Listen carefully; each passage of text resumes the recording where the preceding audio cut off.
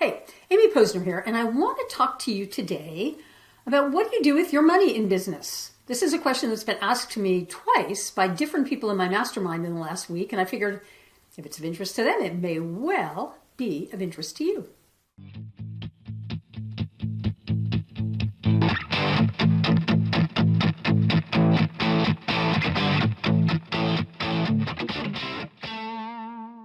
Okay, so as a business owner, how do you think about your money is my first question, because a lot of people, it takes them a while to kind of come to realize what it is that they have to spend on.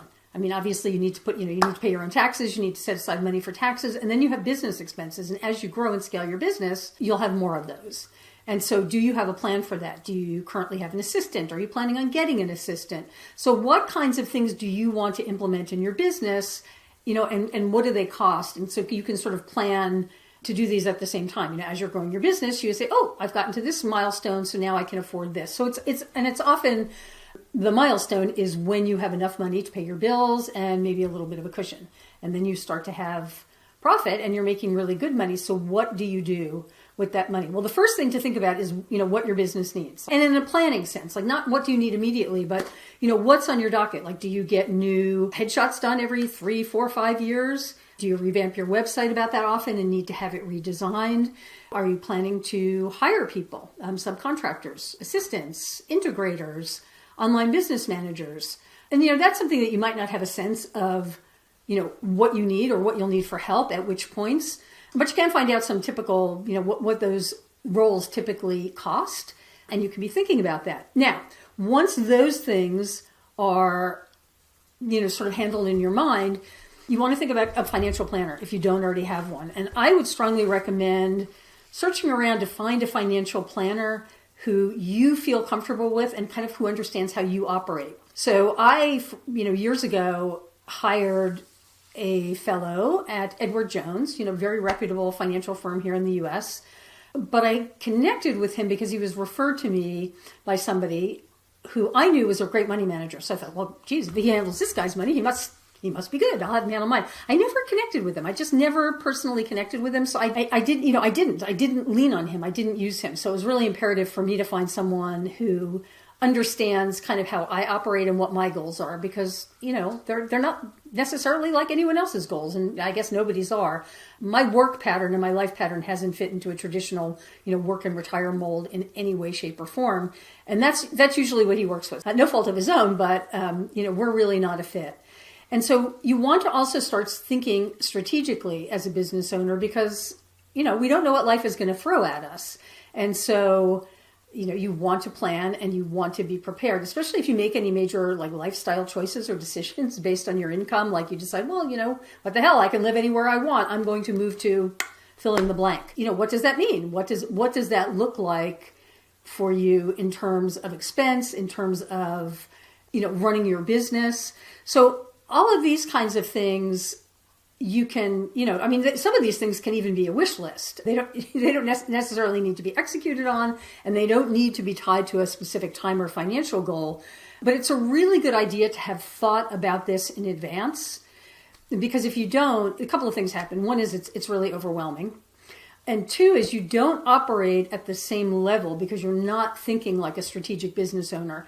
And I believe there's really a lot in our own psychology that has to do with our confidence that really is about how we see ourselves and where we see ourselves positioned. And a lot of times, we make those judgments compared to somebody else. Maybe it's based on, finances or a financial goal. But the bottom line is, and I talk about this all the time, it's like your business needs to work for you.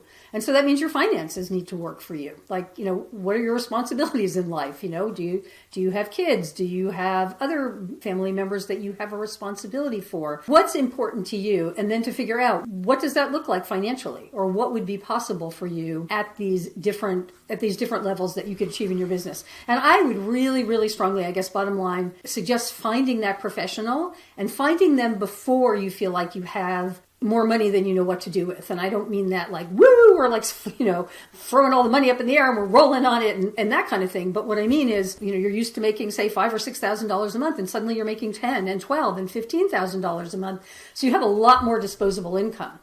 what are you going to do with it? It's not that easy to make money on your money these days. And so you want to really have a plan, and you want to get some good, solid advice. Yeah, so I hope that's helpful. I mean, it's pretty basic. I have not only consulted with a financial advisor, but I also kind of knew I've always wanted to dabble in real estate.